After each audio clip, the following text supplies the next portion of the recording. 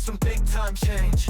In the transfer portal, he evaluates, reviewing high school film to see who gets the slate. College football analysis will have you amazed. Rico knows and he's here to stay. He's in the know. Yeah, he's in the know. Gotta get his picks, you know. If you don't, you'll be losing dough, and that's something that you can't afford. In the transfer portal, he evaluates, reviewing high school film to see who gets the slate. College football analysis will have you amazed. Rico knows and he's here to stay. He's in the know. Yeah, he's in the know. Gotta get his picks, you know. If you don't, you'll be losing dough, and that's something that you can't afford. In the transfer portal, he evaluates, reviewing high school film to see who gets the slate. College football analysis will have you amazed. Rico knows and he's here to stay. UFC, yeah, he'll help you win the card. It's easy, baby, he makes it look hard. Sports betting and the picks are free. Rico knows and he's the GOAT, you see. In the transfer portal, he evaluates, reviewing high school film to see who gets the slate. College football. Yo, I'm the GOAT? Is that what that guy just said? Rico's the GOAT? Shout out to me, man. Thank you guys for being here. Sorry, we're talking to the haters on TikTok. They started asking me about Emmett Mosley. Where were you when I talked about Emmett Mosley last year, before the football season? When I told you there's a 3-star player at Stanford who I think can play in the NFL. He's a draft pick. Now he's at Texas. Anyways, let's talk about this draft. They're telling me I need to talk about every single draft pick in the 2025 NFL draft. I do this every year. If you want to see all the other evaluations, you go to the homepage, Rico Knows, on YouTube. Click on the playlist just like this, and go click on NFL Draft Reviews. By the way, if you want to know about all these other players, you can also click on the live tab, and you can watch past podcasts of me talking about all the players they keep asking me about. That's why I ignore TikTok. Just a bunch of losers over there. But let's talk about these Packers. For the first time in 3 years, the Packers did not draft off my draft board. If you guys don't know about this, for the last 2 years, the Packers scouting department has been following the platform very closely, and they've been drafting every player I boast about. Every player I tell you is worth a damn, they've been drafting them. This is the first year they didn't go that route entirely, but it's all good because they made some smart decisions. I appreciate them, but let's figure out who they drafted. First in the first round, Matthew Golden. Before I begin, I want to point this out. They did not trade a single time during this draft. They sat down, they had 8 picks in this draft, and they waited patiently for their picks. Pretty awesome stuff. They didn't give away any draft capital, any currency, draft equity, any of the words you want to use. They didn't do it. They sat down and waited for these guys to fall into their lap. And the first guy that fell into their lap, Matthew Golden. Now, how good is Matthew Golden? Well, I don't necessarily know. I want to tell you guys, I watched Matthew Golden at Texas, and I see the speed. I see the 4.28 speed, a sub 4.3 speed, whatever it is.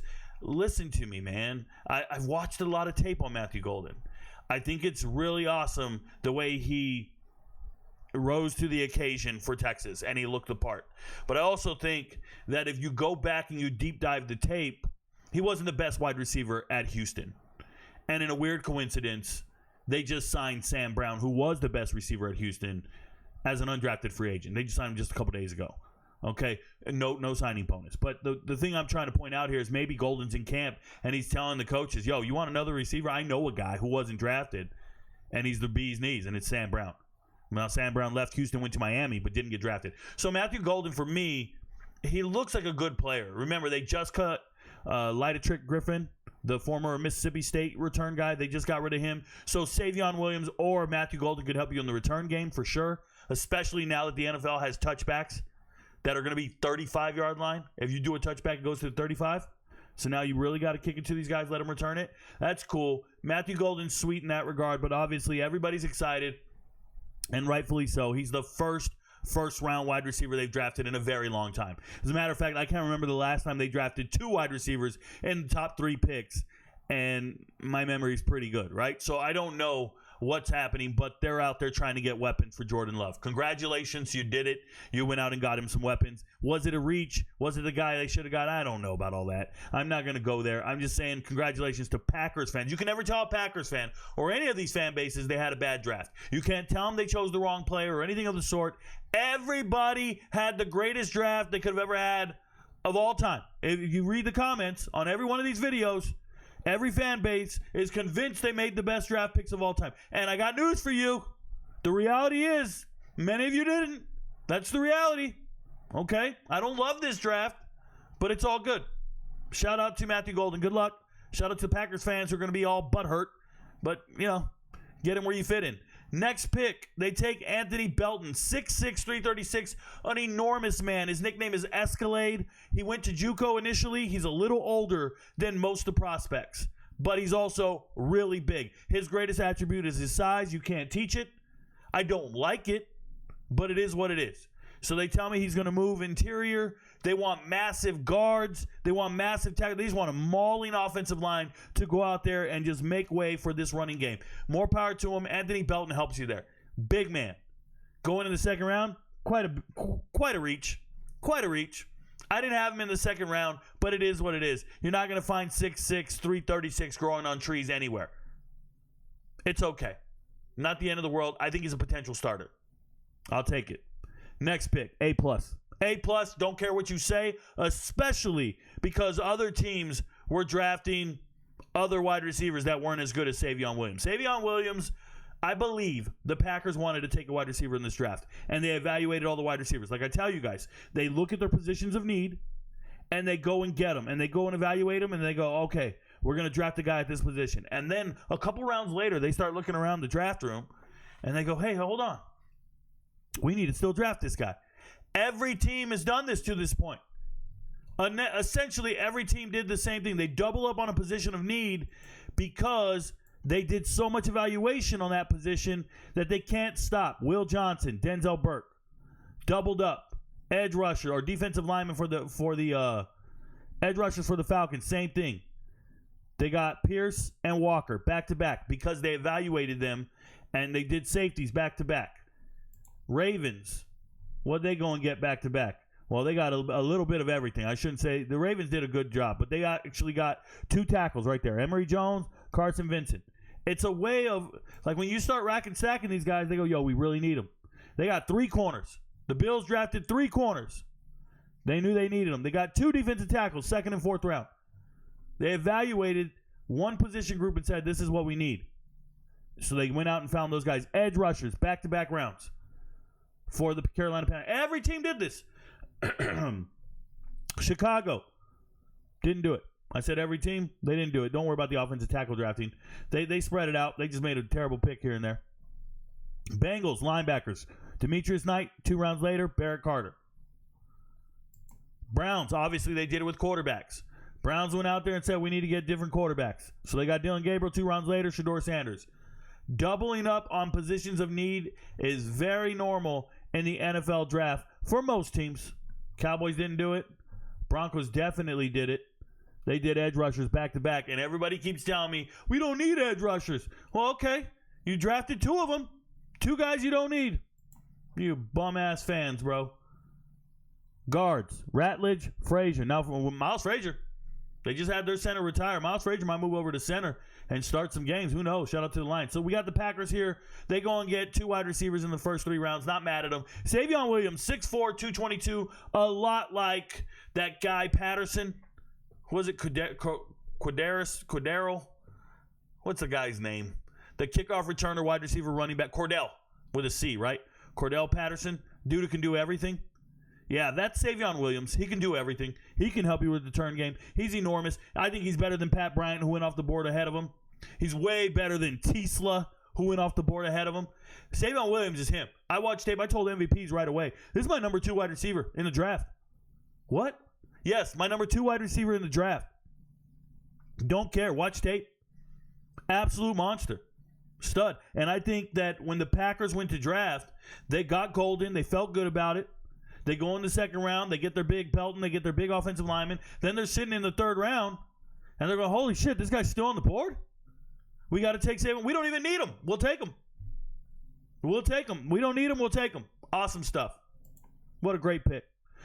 Next pick, Baron Sorrell. Played a lot of football. Has some pass rushing ability to him. Very strong. I think he had the 2nd most reps at the combine among defensive ends. He's more of a linebacker. He had a really fast 40 time, and he did well at the Senior Bowl. So Baron Sorrell wins him over, gets drafted in the 4th round. Situational pass rusher, not bad. Another situational pass rusher, and Colin Oliver. The only difference is Colin Oliver did not play much last year. He got injured, so he didn't play most of the year. He's still good.